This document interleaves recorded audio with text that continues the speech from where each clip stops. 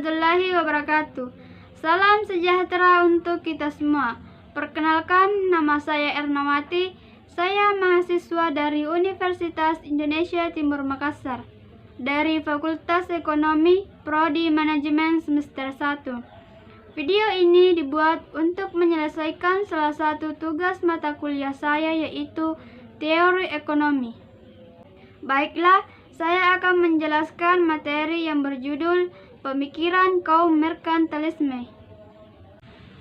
Pemikiran kaum merkantilisme merupakan suatu kebijakan yang sangat melindungi industri dalam negeri, tetapi menganjurkan persaingan. Sementara itu, terjadi pembatasan-pembatasan yang terkontrol dalam kegiatan perdagangan luar negeri. Kebijakan kependudukan yang mendorong keluarga dengan tingkat upah yang rendah. Merkantilisme juga merupakan model kebijakan ekonomi dengan campur tangan pemerintah yang dominan, proteksionisme, serta politik kolonial. Ditujukan dengan neraca perdagangan luar negeri yang menguntungkan. Pemikiran-pemikiran ekonomi lahir pada kaum merkantilis disebabkan adanya pembagian kerja yang timbul di dalam masyarakat. Pembagian kerja secara teknis dan pembagian kerja secara teritorial, yang selanjutnya akan mendorong perdagangan internasional. Latar belakang munculnya teori ini terlihat pada politik yang menimbulkan peran dan dilatar belakangi oleh perluasan daerah suatu jajahan. Dalam penerapan teori merkantilis memiliki banyak variasi seiring perkembangan dari waktu ke waktu. Merkantilisme muncul di Inggris dan Prancis yang dipengaruhi oleh semangat Renaissance. Hal ini ditandai dengan kepercayaan terhadap kemampuan manusia dan penghargaan disiplin intelektual. Saat itu, berkembang ide di mana ekonomi negara dapat maju apabila mengekspor sebanyak mungkin dan mengimpor lebih sedikit. Maka dengan sistem merkantilisme, suatu negara dapat dikatakan makmur jika mampu mengumpulkan sumber daya terbatas, misalnya emas dan perak. Merkantilisme pertama kali muncul sekitar abad ke-18 dengan menyuguhkan paham ekonomi yang memperlihatkan kesejahteraan suatu negara. Kemunculan paham ini sebagai sistem ekonomi sudah membuat intervensi terhadap negara dalam mengatur perekonomiannya sendiri. Lahirnya teori ini juga tak lepas dari adanya kesadaran bernegara masyarakat, terlebih ketika negara-negara modern lahir di Eropa, seperti Jerman, Prancis, Italia, dan Belanda. Pokok dari konsep merkantilisme adalah neraca perdagangan, mekanisme arus logam mulia, teori mengenai kuantitas uang, dan pertahanan atau proteksi terhadap itu. Adanya 3 pokok pikiran terpusat dalam doktrin merkantilisme sebagai neraca perdagangan yang memberi keuntungan. Merkantilisme berasal dari kata merkan yang berarti perdagangan. Menurut paham merkantilisme, setiap negara yang berkeinginan untuk maju harus melakukan perdagangan dengan negara lain.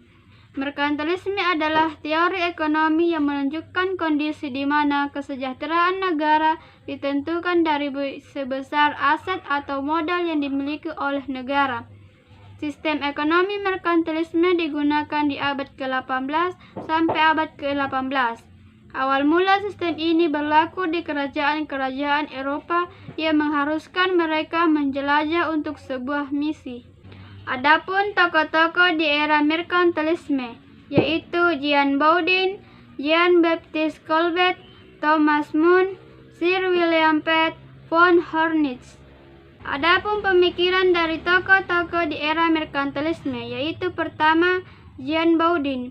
Jean Bodin adalah tokoh merkantilisme yang lahir di Angers, Prancis dan wafat pada bulan Juni tahun 1596.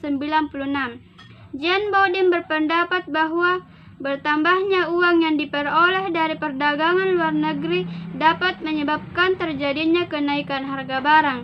Selain itu, kenaikan harga-harga barang juga dapat disebabkan oleh praktik monopoli dan pola hidup mewah dari kaum bangsawan dan raja. Yang kedua, Jean-Baptiste Colbert. Jean-Baptiste Colbert adalah seorang pejabat kerajaan Prancis yang lahir pada tanggal 29 Agustus 1691. Ia berpendapat bahwa perluasan perdagangan dan memelihara keseimbangan perdagangan yang menguntungkan adalah kunci kekayaan negara. Pada masa itu, perdagangan luar negeri dianggap sebagai sumber utama kemakmuran.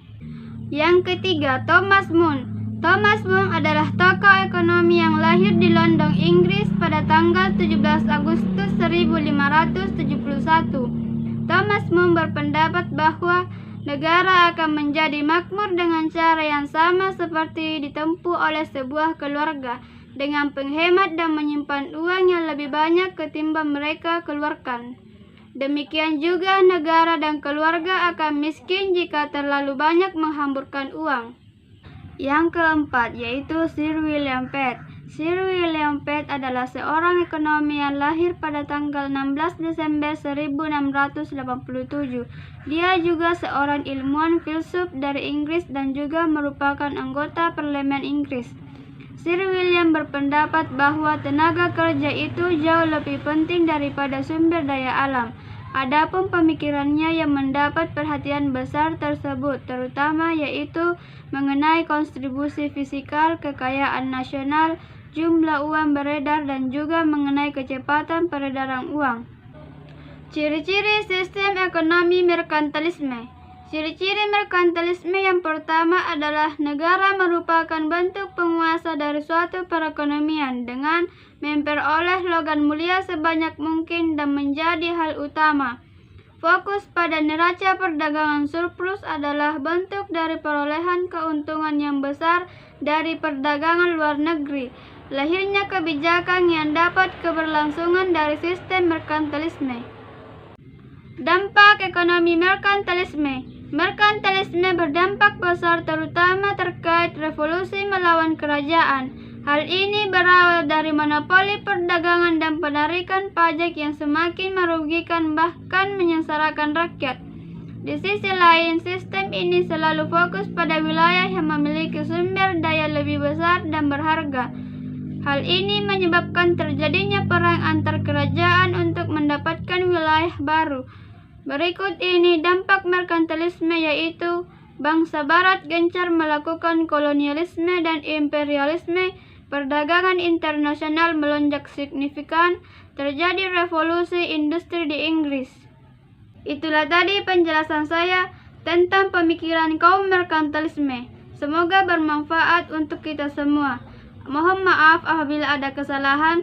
Sekian dan terima kasih. Assalamualaikum warahmatullahi wabarakatuh.